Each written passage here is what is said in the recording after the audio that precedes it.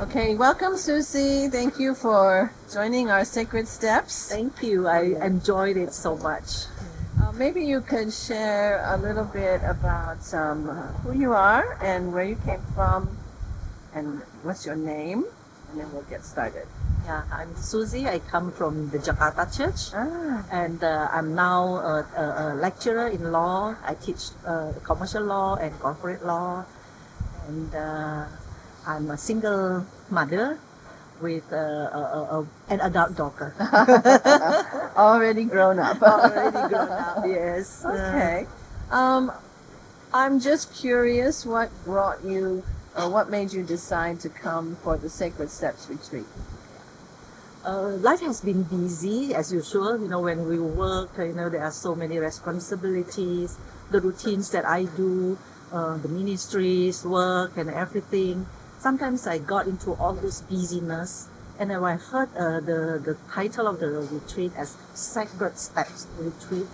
Wow, it's good to get away for a while, and really refreshed my connection with God.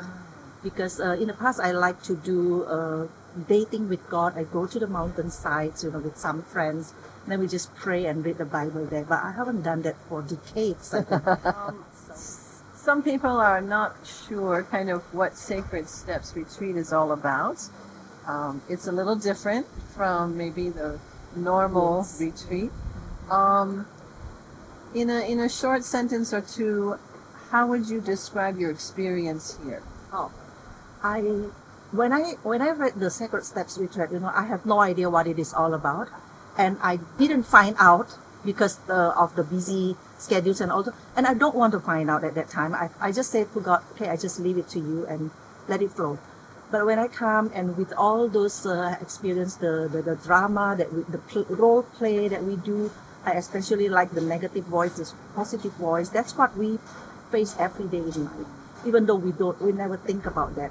And one thing I also find out that wow, at first I thought I'm a very emotional person. Emotional in meaning that I always share my emotion very openly, and I felt emotion very easily. When I see people cry, I will cry. I will also shed tears. When I share about God's goodness, I also moved and cry. I cried very easily. Sometimes people may misunderstand me. I feel ashamed of that in the past. But now I see, wow, it's so good that you can let your emotion out, and then you can really dig into yourself and know. It's important to know God and know ourselves. So I just feel that this retreat really empowered me, encouraged me, and deepened my conviction. Thank you. Is there any part of the retreat that you especially loved? Anything that you thought was just that's really great? I love that part. I think that's the drama, the play, the role play. And Why was that? Why was that something you loved? For example, like David. We know the story of David. We read about that. But I like it when you said that he hides in the cave. He hides in the cave, and then his how do you call it? His friends, his team or whoever came together with him. They saw David's victories in the past, but now they are discouraged. How many times in our lives also we all have a lot of victories in our past, but when we face one challenge, we complain and we fret, but actually when we remember how God has done all those great things, we like David, when he remembers that, like I especially like Josephine's eyes when it spark out, when we talk about it's, you can really see the reaction that is so spontaneous, and it's really because it's role play. It's just it makes us feel connect to our real world and our real life. If someone is considering coming for Sacred Steps, what would you encourage them?